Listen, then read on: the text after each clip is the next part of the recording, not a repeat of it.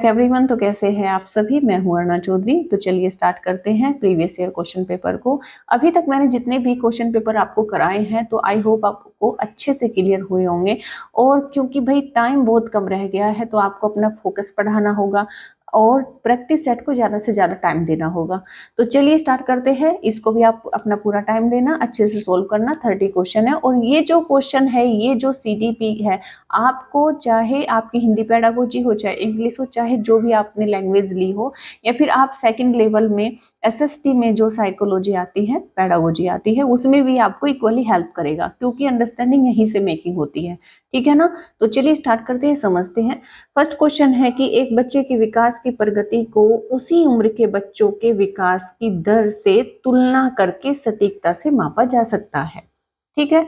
दूसरा है विकास का स्वरूप व गति सभी बच्चों के लिए एक समान होता है तथा सभी सांस्कृतिक परिवेश में समान रहता है।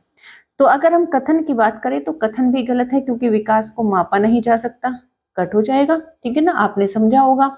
और अगर विकास के स्वरूप की बात करें, इसकी गति की बात करें, तो हर एक बच्चे में इसकी गति एक समान कभी नहीं होती, अलग अलग होती है। कैसे होती है? अलग अलग होती है, तो एक समान नहीं होती है। तो इस तरह से आपको चीजों को, मतलब जो वर्ड है उस पर पकड़ करनी है।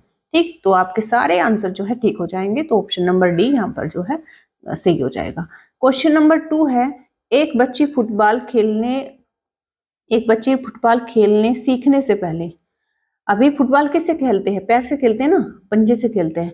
तो फुटबॉल खेलने सीखने से पहले वो क्या करती है? कूदना और छलांग मारना, ये सीख लेती है।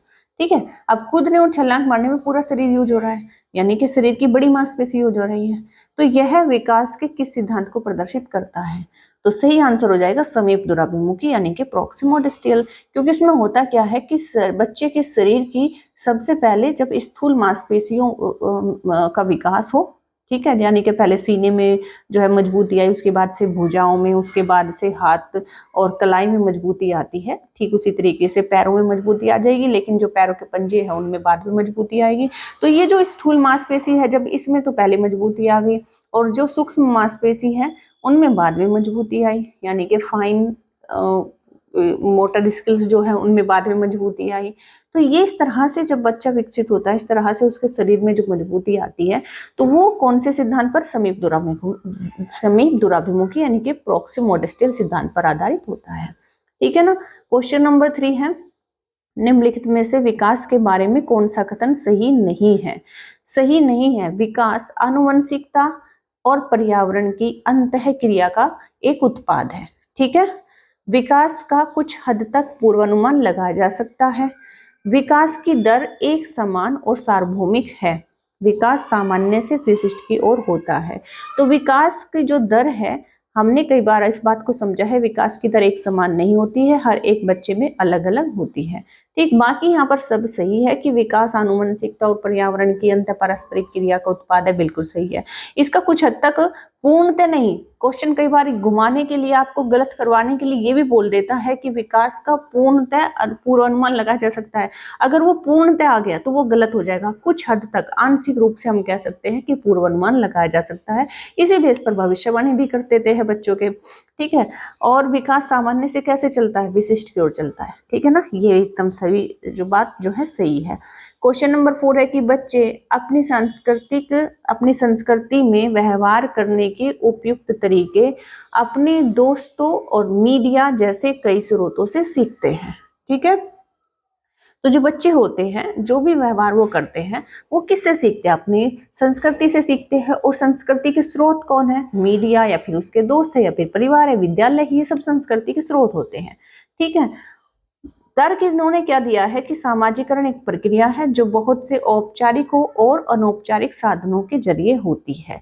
तो दोनों ही यहाँ पर जो है कथन सही हो जाएंगे और इस वजह से जो है हमारा आंसर ऑप्शन नंबर ए यहाँ पर गलत हो जाएगा और सही हो जाएगा। सामाजिकरण की पूरे कॉन्सेप्ट को, पूरे टॉपिक को अगर आपको अच्छे से समझना है, एक भी क्वेश्चन आप नहीं चाहते सामाजिकरण सोशलाइजेशन से आपका गलत हो, तो इसकी एक वीडियो आप वॉच कर लेना जिसमें आपको हर एक line previous year question paper में आए हुए क्वेश्चनों से संबंधित मिलेंगी, और उसमें एक भी क्वेश्चन आपका अगर सामाजिकरण से आता है तो बिल्कुल गलत नहीं होगा।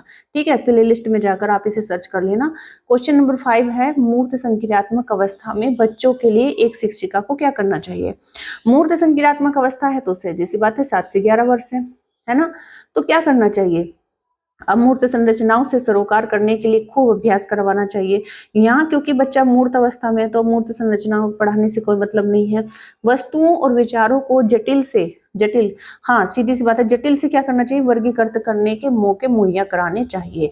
हमें क्या करना है, अभी बच्चा जो है मूर्त सामग्री के माध्यम से सीख रहा है तो उसके सामने हम जटिल सामग्री नहीं जो है परोस सकते हैं। हमें क्या करना है कि उसको सरल बनाना है और उसको टुकड़ों में तोड़कर पढ़ाना है। ठीक है, ऐसी समस्याएं देनी जो उच्च स्तरीय है, उच्च स्तरीय क्योंकि बच्चा मूर्त संक्रियात्मक अवस्था में नहीं समझ पाएगा। ठीक है ना, और ऐसी समस्याएं देनी है जो तर्कपूर्ण वैज्ञानिक समझ की अवधारणा की आवश्यकता हो। अभी बच्चा छोटा है तो वैज्ञानिक अवधारणा नहीं समझ पाएगा, कब समझ पाएगा, जब वो अमूर्त संक्रियात्मक अवस्था में होगा, यानी 11 वर्ष से ऊपर होगा।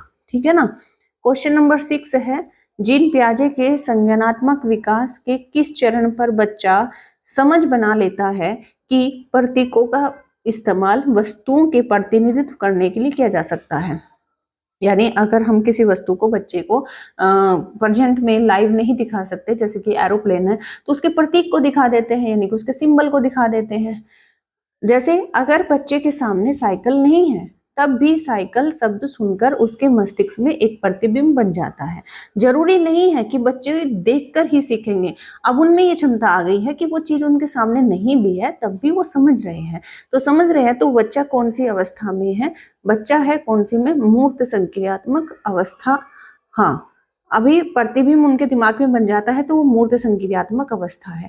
और अगर हमें उन्हें समझाने के लिए प्रतीक ही दिखाना होता, सिंबल ही दिखाना होता, ठीक है, तभी उनको समझ में आता है, तो तब होता है बच्चा पूर्व संक्रियात्मक अवस्था में।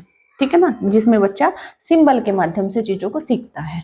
लेकिन अब उससे ऊपर उठ चुका है, साइकिल नहीं भी है लेकिन साइकिल शब्द अब वो जानता है और उसके दिमाग में उसकी इमेज बन जाती है। ठीक है, इसमें थोड़ा सा आप घूम गए होंगे लेकिन ये एकदम क्लियर है। क्वेश्चन नंबर 7 है, आनव 3 अंकों की संख्याओं का जोड़ करने में अकेले संघर्ष करता है।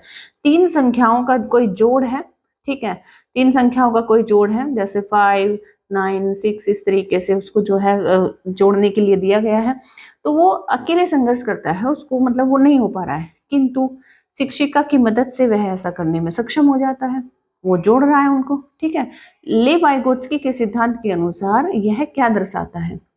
अब देखो यहाँ पर शिक्षिका ने मदद तो की है, ठीक है ना, और उस मदद के माध्यम से उसने क्या किया है कि उसे जोड़ने में वो सक्षम हो गया है। अब जोड़ने में सक्षम हो गया है तो ये जो एक तरह का उसको एक पुशअप किया गया है, ठीक है, एक तरह से जो मदद यहाँ पर देने से उसके परफॉर्मेंस में जो वृद्धि हुई है, या फिर वो जो नहीं कर पा रहा था वो अब कर उसने जो है कर दिखाया, तो वो अपने आप में किसको दर्शाता है, समीप विकास के क्षेत्र को दर्शाता है, जोन ऑफ प्रॉक्सिमल डेवलपमेंट को दिखाता है, जेडपीडी को दिखाता है।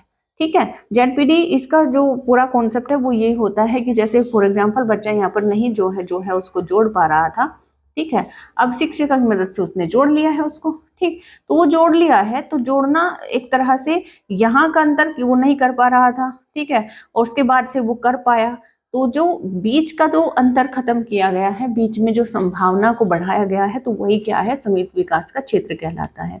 ठीक है, कोई बच्चा अपने आप से नहीं कर पा रहा है किसी काम को, टीचर कोई मदद दे दे तो उसके बाद वो उसे कर पाए, तो वो क्या होता है, बीच के अंतर खत्म कर देता है, बीच के अंतर को खत्म कर देना ही समीप विकास का क्षेत्र कहलाता है। या फिर जो वो नहीं कर पा रहा था और वो जो अब कर पाया, तो उसके बीच के अंतर को भी हम क्या कहते हैं, जेडपीडी जोन कहते हैं।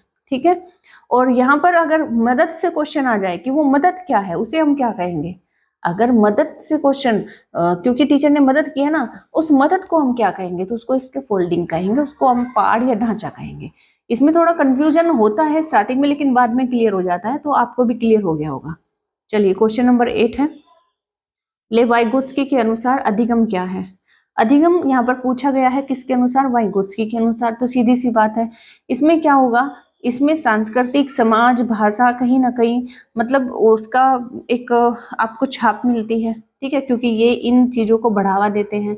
और चूंकि ये संरचनावादी सिद्धांत से संबंधित है और संरचनावादी के साथ साथ में ये बच्चों को क्या है, इन्होंने जीन पियाजे की भी आलोचना की थी, तो उसी उसी के विचार से प्रभावित होकर उन्हीं के विचारों की जो है छाप इनके सिद्धांत में मिलती है।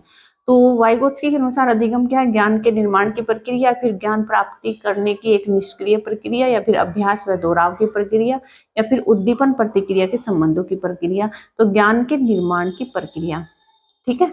वाइगोत्स्की के अनुसार जो अधिगम है यानी कि जो लर्निंग है वो क्या है, ज्ञान निर्माण की एक प्रक्रिया है, ठीक है। और यहाँ पर बच्चा निष्क्रिय नहीं सक्रिय अगर हो तो सीधी सी बात है सकारात्मक माना जाएगा। और अभ्यास दोहराव का तो मतलब ही नहीं है, ये उस पर जोर नहीं देते हैं, ठीक है। क्वेश्चन नंबर 9 है, आसना अच्छा करती है क्योंकि वह दूसरों द्वारा अच्छा देखा जाना चाहती है। देखो यहाँ पर जो है आसना मतलब जो बिहेव कर रही है वो दूसरों को अच्छा, उनके दूसरों के नजरों में एप्रिसिएशन पाने के लिए अच्छा कर रही है। वह लॉरेंस कोहलबर्ग के नैतिक विकास के किस चरण से जो है संबंधित है। तो क्योंकि इन्होंने जो लॉरेंस कोहलबर्ग ने नैतिक विकास का सिद्धांत दिया है उसमें 3 चरण है और 6 उसमें जो है अवस्थाएं हैं। तो 3 चरणों में से आपसे पूछा है कि किस में बच्चा अच्छा व्यवहार करता है दूसरों की नजरों में अच्छा दिखने के लिए, तो वो होती है कौन सी, आपकी पारंपरिक यानी कि कन्वेंशनल स्टेज। कन्वेंशनल स्टेज में भी 2 सब स्टेज होती है, एक होती है good girl and good boy की, ठीक है, good girl and good boy की, और दूसरी होती है आपकी सामाजिक व्यवस्था अनुबंधन की, सामाजिक व्यवस्था अनुबंधन की, यानी कि बच्चा यहाँ पर जो नैतिक व्यवहार करता है वो सामाजिक नियमों को बनाए रखने के लिए करता है, ठीक है, और दूसरों की नजरों में अच्छा बना रहने के लिए करता है। तो ये आपको ध्यान रखना है। 3 स्तर होते हैं इसमें, पहला होता है पूर्व पारंपरिक स्तर, दूसरा होता है पारंपरिक और तीसरा होता है उत्तर पारंपरिक, ठीक है। चलिए क्वेश्चन नंबर 10 है, प्रगतिशील शिक्षा में सीखने का स्वरूप कैसा होता है, सामाजिक होता है, या फिर पाठ्य पुस्तकें सीखने का एकमात्र स्रोत होता है, या फिर बैठने की व्यवस्था पूरी तरह तय होती है, या फिर पाठ्यचर्या मानकीकृत होती है। तो उस प्रगतिशील शिक्षा में सीखने का स्वरूप कैसा होता है, सामाजिक होता है। ये बच्चे एक दूसरे से कोरिलेट होकर जो है चीजों को सीखते हैं, कोऑपरेट करते हैं, ठीक है, और इसमें ग्रुप टीचिंग होती है।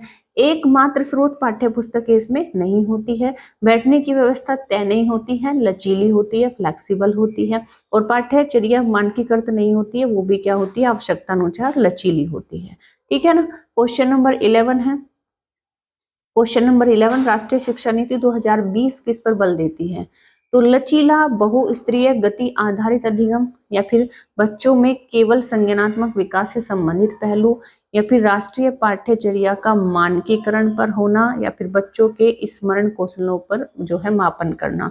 तो राष्ट्रीय शिक्षा नीति 2020 किस पर बल देती है, लचीला बहुस्तरीय गति आधारित अधिगम, क्योंकि बच्चे कई तरह के होते हैं तो हमें सब कुछ जो है फ्लेक्सिबल रखना है, और बहुस्तरीय गति आधारित बहुत तरीके से हमें कह सकते हैं कि उसको डायनेमिक रखना है, ठीक है। तो यहाँ पर केवल संज्ञानात्मक पर नहीं, सामाजिक, नैतिक सब पक्षों पर जो है ध्यान देना है, और पाठ्यचर्या को मानकीकृत यानी कि हम स्टैंडर्डलाइज नहीं कर सकते हैं, उसको भी हमें लचीला बनाना है, और स्मरण कौशलों का मापन नहीं करना है, सभी प्रकार के कौशलों का जो हमें मापन करना है, सर्वांगीण विकास पर ध्यान देना है।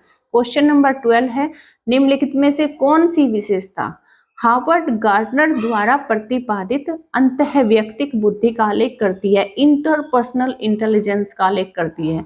इंटरपर्सनल इंटेलिजेंस मौखिक व लिखित भाषा के प्रति संवेदनशीलता, या फिर ध्वनि व ताल के प्रति संवेदनशीलता, या फिर दूसरों के विचारों और इच्छाओं को समझने की क्षमता, या फिर खुद को समझने की क्षमता। क्योंकि हार्वर्ड गार्टनर ये बताते हैं जो इंटरपर्सनल इंटेलिजेंस वाले बुद्धि वाले जो है व्यक्ति होते हैं तो वो दूसरों के विचारों और इच्छाओं को समझने की क्षमता रखते हैं, जैसे कि फॉर एग्जाम्पल साइकोलॉजिस्ट, वो दूसरों की इच्छाओं, भावनाओं और इन सब आवश्यकताओं को समझने की क्षमता रखते हैं। वहीं दूसरी ओर इंट्रापर्सनल जो होते हैं वो अपनी इच्छाओं, आवश्यकताओं अपनी खामियों और अपने तरीकों पर काम करते हैं, ठीक है। वो दूसरों के नहीं, वो दूसरों को समझने की क्षमता उनमें नहीं होती है, खुद को समझने की क्षमता ज्यादा होती है, तो वो होती है इंट्रापर्सनल। लेकिन इंटरपर्सनल, दूसरों, जहां पर इंटरपर्सनल का जो है क्वेश्चन आ जाए, तो आपको ध्यान देना है, समझना है, ढूंढना है कि वहां पर दूसरों की बात हो रही हो या फिर अन्य व्यक्तियों की बात हो रही हो, ठीक है ना। क्वेश्चन नंबर 13 है, फिल इन द ब्लैंक्स है, वाइगोत्स्की के संरचनावाद में किसकी भूमिका अहम है। वाइगोत्स्की के संरचनावाद में किसकी भूमिका अहम है भाषा की, परिकल्पना की, स्कीमा के विकास की, या फिर इनाम व सजा की। तो सीधी बात है, वाइगोत्स्की से संबंधित अगर क्वेश्चन आ जाता है तो क्योंकि ये संरचनावादी कहलाएंगे, ठीक है ना। तो इन्होंने कुछ महत्वपूर्ण टर्म दिए हैं, जैसे इन्होंने बच्चे के संज्ञानात्मक विकास में एक तो भाषा को जो है इम्पोर्टेंस दिया है, एक समाज को दिया है, दूसरा संस्कृति को दिया है, ठीक है, संस्कृति को दिया है, तीसरा इन्होंने बताया है, इन्होंने जोर दिया है आंतरिक पारस्परिकता पर, ठीक है, क्योंकि इंटरेक्शन होना जरूरी है एक बच्चे का समाज से, संस्कृति से, भाषा से, ठीक है। तो आंतरिक पारस्परिकता पर इन्होंने जोर दिया है। तो इस तरह के टर्म आपको जो है देखने को मिलेंगे वाइगोत्स्की की थ्योरी में। क्वेश्चन नंबर 14 है, 14 क्या कहता है, बच्चों के सीखने का आकलन करने के लिए एक शिक्षिका को किन तरीकों का इस्तेमाल करना चाहिए। और जो है टीचर चाहती है कि हमें जो है बच्चों के किस तरीके से वो सीखते हैं उसका आकलन करना है। तो क्या करना चाहिए, कक्षा में की गई अंतःक्रिया, या फिर परियोजना, या फिर पोर्टफोलियो, या फिर आत्म आकलन। तो ये सभी अनिवार्य है, इन सभी जो है पक्षों पर जो है ध्यान देना चाहिए, इन सभी तरीकों का इस्तेमाल उसे करना चाहिए। तो यहाँ पर हो जाएगा ऑप्शन नंबर, अगर हम बात करें, एक सेकंड, कक्षा में की गई अंतःक्रिया एकदम सही है, परियोजना यानी कि प्रोजेक्ट, ठीक है, पोर्टफोलियो, आत्माकलन, आकलन, सेल्फ असेसमेंट, ठीक है, सेल्फ असेसमेंट। आत्म आकलन इसमें ऑप्शन नहीं है, लेकिन ये नकारात्मक तो हम इसको नहीं कह सकते, होना चाहिए था, लेकिन अगर नहीं है तो हम इसे कट करेंगे, ठीक है। क्योंकि बात हो रही है शिक्षक के तरीकों की, तो तरीकों में आ जाएगा यहाँ पर आपका अंतः क्लासरूम इंटरेक्शन आ जाएगा, परियोजना आ जाएगा और पोर्टफोलियो आ जाएगा, ठीक है। क्योंकि यहाँ पर शिक्षक के तरीकों की बात है तो हम इसे नहीं रखेंगे, वैसे ही नकारात्मक नहीं है, सेल्फ जो असेसमेंट होता है वो अपने आप में अच्छा होता है, ठीक है ना। तो ऑप्शन नंबर यहाँ पर सी यहाँ पर सही हो जाएगा, ठीक। ये क्वेश्चन मुझे थोड़ा सा मतलब अटपटा लगा, तो उसके लिए माफी चाहूंगी, क्योंकि मुझे ये बिल्कुल भी नकारात्मक नहीं है अपने आप में, तो इसीलिए ऐड करना सही लगा। चलिए क्वेश्चन नंबर 15 हो जाएगा, राष्ट्रीय शिक्षा नीति 2020 के अनुसार मूल्यांकन का उद्देश्य किसकी जानकारी देता है। राष्ट्रीय शिक्षा नीति 2020 के अनुसार जो मूल्यांकन का उद्देश्य है वो किसकी जानकारी देता है, विद्यार्थी को कक्षा में व कक्षा के बाहर कैसे सहायता दी जा सकती है, या फिर विद्यार्थी को उसके सहपाठियों की तुलना में प्रदर्शन करने की, या फिर विद्यार्थी सीखने में कमियां व अभाव ताकि उसकी असफलता की पुष्ट पहचान की जा सके, या फिर विद्यार्थी की रटने की क्षमता की जानकारी, ठीक है। तो जो मूल्यांकन का उद्देश्य है वो किस पर जोर देता है, किसकी जानकारी देता है कि जो विद्यार्थी है, विद्यार्थी को कक्षा में व कक्षा के बाहर कैसे सहायता दी जा सकती है, ठीक है ना। जैसे हम मूल्यांकन करते हैं तो हमें पता तो चलता ही है ना कि कक्षा में तो अच्छा है लेकिन कक्षा के बाहर अच्छा नहीं है, तो जब मूल्यांकन करेंगे तो उससे मदद मिलेगी, इस तरह की जानकारी हमें मिलेगी, ठीक है। क्वेश्चन नंबर 16 है, निम्नलिखित में से कौन सी प्रथम समावेशन में बाधक है। इसमें से आपको बताना है कि अगर हमें बच्चों का समावेशन करना है, इंक्लूजन करना है, तो उसमें बाधा कौन सी बन सकती है। तो कक्षा का अनुशासन एक दूसरे के लिए परस्पर सम्मान पर आधारित है, सामग्री को केवल कुछ विद्यार्थियों की जरूरतों को पूरा करने के लिए डिजाइन किया गया है, शिक्षा शास्त्र सभी विद्यार्थियों की भागीदारी को प्रोत्साहित करता है, या फिर विद्यार्थियों को अधिगम के व्यक्तिगत लक्ष्यों को पूरा करने के लिए समर्थन दिया जाता है।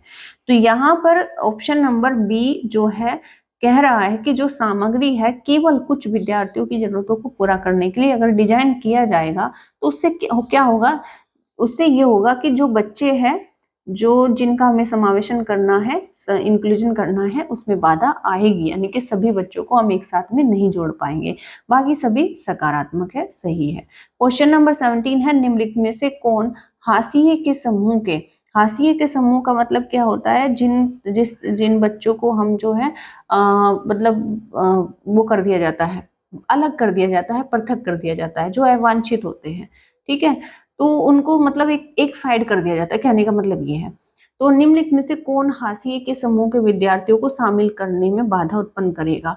कुछ होते हैं ना, जैसे आर्थिक रूप से पिछड़े हैं या फिर सामाजिक रूप से पिछड़े हैं, तो ऐसे बच्चे जो है साइड कर दिए जाते हैं, दरकिनार कर दिए जाते हैं, तो उनको हाशिए पर जाना बोलते हैं, ठीक है ना। जैसे आपकी बुक होती है, बुक में भी एक ये लाइनिंग है इस तरीके से, और साइड में ये खाली जो जगह दिया जाता है, इसको हाशिया बोलते हैं, किनारा बोलते हैं, ठीक है। तो इस तरीके से समाज में भी जो बच्चे होते हैं उनको अलग थलग कर दिया जाता है। तो लेकिन यहाँ पर तो हमें उनको शामिल करना है समावेशी शिक्षा को देखते हुए। तो कौन सी, अगर हमने शामिल कर रहे हैं तो यहाँ पर कौन सी ऐसी चीज है, गलती है जो बाधा उत्पन्न कर सकती है? शैक्षिक स्थानों पर पहुंच, या फिर अधिकारों में समानता, या फिर भाग लेने का अवसर, या फिर सामाजिक वर्तिकाग्र। तो कौन सा इसमें हो सकता है? तो ऑप्शन नंबर हमारा हो जाएगा कौन सा, सोशल स्टिग्मा। इसमें क्या होता है कि बच्चों को जब एक वो होता है ना मानसिकता, जिसे हम कह सकते हैं कि ऐसे बच्चों के प्रति एक कुंठित मानसिकता जो है समाज की होती है, जो बाधा उत्पन्न करती है ऐसे बच्चों के लिए विद्यालय में उनको शामिल करने में, ठीक है ना। कुछ बच्चे होते हैं ना कि मतलब देखते ही वो सोचते हैं कि इस तरह के बच्चे भी हमारे साथ पढ़ेंगे क्या, है ना, उनकी मानसिकता क्योंकि वैसी बनी होती है। क्वेश्चन नंबर 18 है, निम्नलिखित में से कौन सी अधिगम अक्षमता सुसंगत रूप से लिखने की क्षमता को सीधे प्रभावित करती है? क्योंकि यहाँ पर आपको एक डिसेबिलिटी बतानी है जिसमें कि बच्चा लिखने में असमर्थ है, ठीक है, सुसंगत रूप से लिखने में असमर्थ है, तो सीधी सी बात है लिखने में असमर्थ कौन सा होता है, डिस्ग्राफिया जिसे हम कहते हैं। डिस्ग्राफिया एक ऐसी जो है प्रॉब्लम है जिसमें शरीर के समस्त अंग एक साथ में एकीकरण नहीं कर पाते, वो बच्चा अपनी उंगलियों का या फिर हाथ का एक सटीक तरीके से प्रयोग नहीं कर पाता, ठीक है ना, वो डिसबैलेंस रहता है। डिसकैलकुली आप जानते ही हैं कि जब बच्चा मैथ में असमर्थ होता है, मैथ में उसकी डिसेबिलिटी होती है। और डिसलेक्सिया आप जानते हैं पढ़ने लिखने से संबंधित होता है। और डिसप्राक्सिया क्या होता है, जब बच्चा अपने आप को एक्सप्रेस ना कर पाए, अपने विचारों को जो है व्यक्त ना कर पाए, विचारों को व्यक्त करने में असमर्थता को क्या कहते हैं, डिस्प्रैक्सिया बोलते हैं। चलिए, निम्नलिखित में से कौन सा अभ्यास श्रवण विद्यार्थियों के सफल समावेशन में बाधा उत्पन्न करेगा? क्योंकि बच्चों को जो है कैसे है, श्रवण विद्यार्थी है, ठीक है, मतलब उनको क्या है कि सुनाई देता है, ठीक है, सिर्फ उनको सुनाई देता है, कहने का मतलब ये है। निम्नलिखित में से कौन सा अभ्यास श्रवण विद्यार्थियों के सफल समावेशन में बाधा उत्पन्न करेगा? विद्यार्थियों को अपने आप से बात करके सोचने दे, या फिर विद्यार्थियों को मौखिक परीक्षा के बजाय लिखित परीक्षा दे दे, या फिर बाद में उपयोग करने के लिए टैब पर दत्त कार्यों के निर्देश रखे, या फिर दत्त कार्यों के लिए मौखिक निर्देश दे।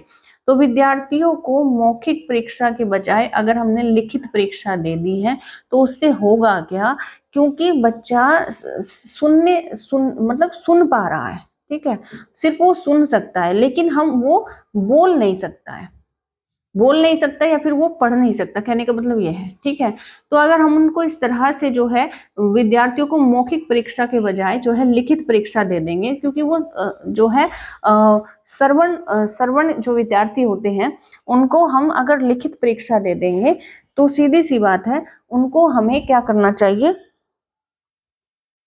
तो क्योंकि वो देख नहीं सकता है तो वो लिखेगा कैसे, आपको ये ध्यान देना है, ठीक है, वो सिर्फ सुन सकता है, ठीक है, उसके पास में सिर्फ सुनने की क्षमता है लेकिन देखने की क्षमता नहीं है। तो हमें क्या करना है, उसको क्या कर सकते हैं, हम मौखिक परीक्षा दे सकते हैं लेकिन लिखित नहीं दे सकते, ठीक है। क्वेश्चन नंबर 20 अब देखेंगे। क्वेश्चन नंबर 20 क्या है, निम्नलिखित में से प्रतिभावान विद्यार्थी की विशेषता कौन सी है? प्रतिभावान विद्यार्थी तो धीमी समझ होती है उनमें, या फिर जिज्ञासा की कमी होती है, या फिर सोच में सटीकता की उनकी आवश्यकता होती है, या फिर आसान कार्यों को चुनने की प्रवृत्ति उनकी होती है। तो उनमें जो विशेषता है वो क्या होती है, सोच में सटीकता की आवश्यकता, या फिर आसान कार्यों को चुनने की प्रवृत्ति, या फिर धीमी समझ, या फिर जिज्ञासा की कमी, ठीक है। तो आंसर हो जाएगा ऑप्शन नंबर सी, सोच में सटीकता की आवश्यकता। इन बच्चों को क्या होता है कि ये जल्दबाजी करते हैं और साथ साथ में मतलब ज्यादा सोचते हैं, तो इसीलिए जरूरी भी है कि इनमें जो सोचने की क्षमता होती है उसमें सटीकता की इन्हें आवश्यकता होती है। चलिए, क्वेश्चन नंबर 21 है, एक शिक्षिका अपने विद्यार्थियों में बोध कौशल को सुसाध्य करना चाहती है। इस उद्देश्य के लिए उसे निम्नलिखित में से किससे बचना चाहिए? अगर हम लेवल की बात करें तो देखिए, एक होता है सबसे नीचे का होता है मेमोरी लेवल, ठीक है, मेमोरी लेवल जिसे हम स्मृति स्तर कहते हैं, स्मृति स्तर कहते हैं। उसके बाद आता है अंडरस्टैंडिंग लेवल, अंडरस्टैंडिंग लेवल जिसे हम समझ स्तर बोलते हैं, जिसे हम समझ स्तर बोलते हैं। और सबसे ऊंचा होता है आपका जिसे बोलते हैं आप बोध स्तर, जिसे बोलते हैं आप बोध स्तर, ठीक है। अब बोध स्तर क्या होता है कि सबसे ऊंचा सोचने का स्तर होता है, ठीक। और जो शिक्षिका है बच्चों में बोध कौशल को सुसाध्य करना चाहती है, तो इसके लिए उसे किससे बचना चाहिए? संकल्पना मानचित्रण से, या फिर संदर्भहीनता से, या फिर रूपरेखीकरण से, या फिर सारांशीकरण से। तो किससे बचना चाहिए? संदर्भहीनता से बचना चाहिए। संदर्भहीनता से क्यों? क्योंकि यहाँ पर बच्चे को हमें क्या है कि बच्चा बोध स्तर पर जाने के बाद में कॉन्सेप्ट के लेवल का जो मतलब अंडरस्टैंडिंग होती है उसकी बन चुकी है। अब बोध स्तर पर वो अप्लाई स्तर में आ जाता है, ठीक है। और अप्लाई स्तर में क्या है कि उसे इररिलेवेंट चीजें, इलॉजिकल चीजें बिल्कुल भी उसकी समझ से परे होती हैं। तो हमें ध्यान रखना है कि जब हम उन्हें बोध कौशल उनमें विकसित कर रहे हैं तो संदर्भहीनता यानी कि जिसका कोई मतलब ही नहीं है उनके कॉन्सेप्ट से, उनके करिकुलम से, तो उससे जो है उससे बचा जाए, ठीक है। तो संदर्भहीनता से दूर रखना चाहिए। क्वेश्चन नंबर 22 है, विद्यार्थियों में एक संप्रत्यय के अधिगम को सुसाध्य करने के लिए एक शिक्षक को निम्न में से क्या करना चाहिए? जब विद्यार्थियों में हमें कोई कॉन्सेप्ट हम पढ़ा रहे हो, उसको लर्निंग करा रहे हो, ठीक है, तो एक शिक्षक को निम्न में से क्या करना चाहिए? नई जानकारी और पिछले ज्ञान के बीच संबंध बनाने से बचे, या फिर नियमों को समझे और अवधारणा की विशेषताओं को परिभाषित करने पर ध्यान दे, या फिर विषय वस्तु से संबंधित आवश्यक और गैर आवश्यक जानकारियों का मिश्रित करके उनको दे, या फिर सामग्री और जानकारी को अत्यधिक मूर्त और जटिल रूप में जो है उन्हें बताए, ठीक है। तो यहाँ पर हो जाएगा ऑप्शन नंबर बी। क्यों? क्योंकि जो नियम है और जो समझने और अवधारणा की जो विशेषताएं हैं उनको परिभाषित करने पर जो है एक शिक्षिका को ध्यान देना है। क्यों? क्योंकि सभी तरह से नियमों को समझने से, उनकी अवधारणा को क्लियर करने से, उसकी विशेषताओं को परिभाषित करने से उसका कंप्लीट जो कॉन्सेप्ट है वो क्लियर हो जाएगा, ठीक है। क्वेश्चन नंबर 23 है, निम्नलिखित में से कौन सा कारक अकादमिक प्रदर्शन में विद्यार्थियों की असफलता के लिए जिम्मेदार नहीं है? यानी कि जो एकेडमिक पढ़ाई होती है, एकेडमिक परफॉर्मेंस होता है, उसमें अगर उस प्रदर्शन में बच्चे विफल हो जाते हैं, उसमें असफल हो जाते हैं, तो उसके लिए कौन सा जिम्मेदार नहीं है? जिम्मेदार कौन सा होता है? बोरियत, तनाव, जिज्ञासा, भय। तो सीधी सी बात है, जिम्मेदार बोरियत होगी, तनाव होगा और भय होगा। लेकिन जिज्ञासा तो सीधी सी बात है हमेशा सफलता ही दिलाएगी, असफलता बच्चे को नहीं दिलाएगी। और अगर बोरियत है, बच्चा बोर है, बच्चा तनाव में है, बच्चा भय है, तो सीधी सी बात है हमेशा असफल ही होगा। क्वेश्चन नंबर 24 है, एक संप्रत्यय को पढ़ाते समय एक शिक्षक एक ऐसा उदाहरण दे रहा है जिसमें उस संप्रत्यय से जुड़ी श्रेणी की सबसे महत्वपूर्ण मूल विशेषताएं हैं। तो ऐसे उदाहरण को क्या कहा जा सकता है? जब कोई टीचर पढ़ा रहे हो, कोई भी कॉन्सेप्ट पढ़ा रहे हो, और वो खासकर उस पर बात दे जिसमें उसकी जड़ जुड़ी हुई है, मूल है, तो वो क्या है? एक एक एक प्रोटोटाइप है, यानी कि एक आद्रूप है, ठीक है। उसको हम क्या बोलते हैं? एक आद्रूप बोलते हैं, एक प्रोटोटाइप बोलते हैं। यानी कि मूल विशेषताएं, मतलब ऐसा एग्जाम्पल दे जिससे मूल विशेषताएं जुड़ी हो, कहने का मतलब ये है। तो एक प्रोटोटाइप हो जाता है, वो एक आद्रूप हो जाता है, ठीक है। मतलब एक गैर उदाहरण नहीं होगा, एक कंफ्यूजन, एक भ्रांति नहीं होगी, एक अपवाद, एक्सेप्शनल तो बिल्कुल भी नहीं है। यानी कि बिल्कुल सटीक, जो जिसे कह सकते हैं, ठीक है। तो वो एक आद का मतलब होता है कि मतलब उसकी जड़ है वो। क्वेश्चन नंबर 25 है, एक निर्दिष्ट लक्ष्य तक पहुंचने के लिए विद्यार्थियों को उनकी संज्ञानात्मक क्षमताओं पर चिंतन करने के लिए प्रोत्साहित करके एक शिक्षक निम्नलिखित में से किस विकास को सुगम बना रहा है? एक निर्दिष्ट लक्ष्य तक पहुंचना है, ठीक है, और उसके लिए क्या है? विद्यार्थियों को उनकी संज्ञानात्मक क्षमताओं पर चिंतन करने के लिए, यानी कि आपके पास में जो नॉलेज, आपके पास में जो ज्ञान है, ठीक है, संज्ञानात्मक क्षमता जो आपके पास में है उस पर आप चिंतन करो, उस पर आप मनन करो, उसके लिए प्रोत्साहित किया जा रहा है। तो एक शिक्षक निम्नलिखित में से किसके विकास को सुगम बना रहा है? घोषणात्मक ज्ञान या फिर प्रतिक्रियात्मक ज्ञान या फिर अधिसंज्ञान या फिर रटकर याद करना? तो सीधी सी बात है मेटाकोग्निशन। ये जो प्रोसेस है कि सोच के बारे में सोच या फिर आप जो जानते हैं उस पर विचार करो, वो कितना सही है कितना गलत है, जब इस तरह से एक्टिविटी कराई जाती है तो वो मेटाकोग्निशन कहलाता है, अधिसंज्ञान कहलाता है। ठीक है। क्वेश्चन नंबर 26 है, शिक्षण अधिगम प्रक्रिया की अवधारणा करते समय राष्ट्रीय पाठ्यचर्या की रूपरेखा 2005 निम्न में से किसके महत्व पर बल देती है? तो सक्रिय जुड़ाव और बातचीत पर, वेधन और बार बार अभ्यास पर, सामग्री को रटकर या फिर याद करना या फिर उत्तेजना प्रतिक्रिया संघ पर। तो जोर देती है किस पर? सक्रिय जुड़ाव और बातचीत पर। ठीक है। इंगेजमेंट पर और इंटरेक्शन पर, कि जरूरी है कि बच्चे को जो पढ़ा जाए वो उसमें जो है जुड़ा रहे, सक्रिय रहे, और बातचीत भी इसका जो है एक पार्ट है। क्वेश्चन नंबर 27 है, किसी समस्या को हल करने के लिए विद्यार्थियों की मदद करने के लिए एक शिक्षक को निम्न में से क्या करना चाहिए? तो असंगत जानकारी को चिन्हांकित करके विद्यार्थियों को भ्रमित करे, या फिर विद्यार्थियों को सीधे उत्तर बताए और उन्हें इसे नकल करने के लिए कह दे, या फिर ऐसे संकेत दे जो प्रासंगिक यानी कि रिलेवेंट हो और स्कीमा संरचना को सक्रिय करे, या फिर जानकारी को वियोजित खंडों में जो है विभाजित करे। तो सीधी सी बात है, हमें क्या करना है कि हमें ऐसे संकेत देने हैं जो प्रासंगिक हो यानी कि रिलेवेंट हो, और जो स्कीमा को संरचित जो है करे, सक्रिय करे, यानी कि उनके स्कीमा को यानी कि ज्ञान को बढ़ाए। ठीक है। तो इस तरीके से हमें किसी समस्या को हल करने में उनकी मदद करनी चाहिए। जैसे कि वाइगोत्स्की भी कहते हैं, अगर बच्चे को कोई समस्या आ रही है तो एज ए टीचर आपको उनको हेल्प करनी है, कोई संकेत देकर या फिर कोई इशारा करके या फिर कोई किसी भी तरह से मदद करके, ताकि बच्चा अपनी समस्या को सोल्व कर पाए।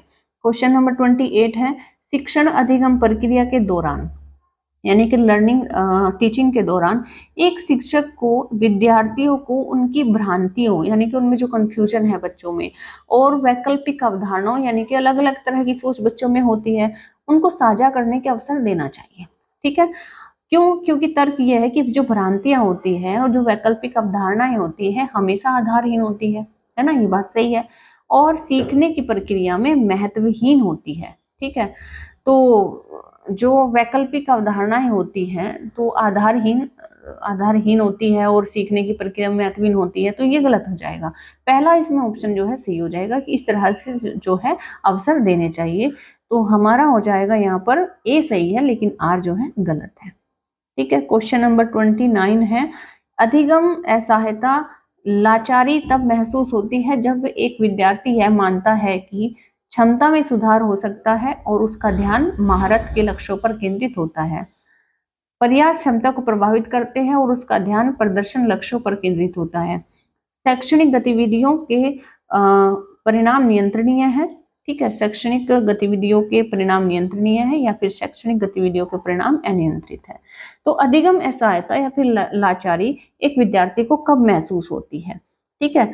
तो महसूस होती है कब? जब उसको लगे कि जो शैक्षणिक गतिविधियां हैं या फिर उसके जो परिणाम है वो अनियंत्रित है, तो तब वो कह सकता है, उसको असहायता लगेगी, उसको लाचारी लगेगी। ठीक है। लेकिन अगर उसमें उसको महारत के लक्ष्यों पर ध्यान उसका केंद्रित है तो सीधी सी बात, उसे कभी भी बोरियत नहीं लगेगी, उसको जो है हेल्पलेस फील नहीं होगी, उसको कभी लाचारी नहीं लगेगी। ठीक है। और अगर उसका ध्यान प्रदर्शन लक्ष्यों पर भी केंद्रित है, प्रदर्शन यानी कि उसे परफॉर्मेंस करना है अच्छा या फिर बुरा, कैसा भी मतलब परफॉर्मेंस पर उसका जो है फोकस है, तब भी उसे जो है इस तरह से फीलिंग नहीं आएगी। और शैक्षणिक गतिविधियों के परिणाम नियंत्रणीय है। ठीक है। नियंत्रणीय है, तब भी कह सकते हैं कि वो इस कॉन्फिडेंस में जी सकता है कि मैं इसे कंट्रोल कर सकता हूँ, यानी कि मैं चीजों को सीख सकता हूँ। ठीक है। Question number 30 and last question है, निम्नलिखित में से कौन सा आंतरिक प्रेरणा का उदाहरण है? मैं इसे समझा चुकी हूँ कि इंटरनल मोटिवेटेड बच्चा कैसा होगा और एक्सटर्नल मोटिवेटेड बच्चा कैसा होगा। तो आंतरिक प्रेरणा का उदाहरण कैसा होगा? माता पिता द्वारा दंड से बचने के लिए अध्ययन करना, या फिर एक गति में रुचि के कारण अध्ययन करना, या फिर शिक्षण की प्रशंसा प्राप्त करने के लिए अध्ययन करना, या फिर प्रतियोगिता जीतने के लिए अध्ययन करना।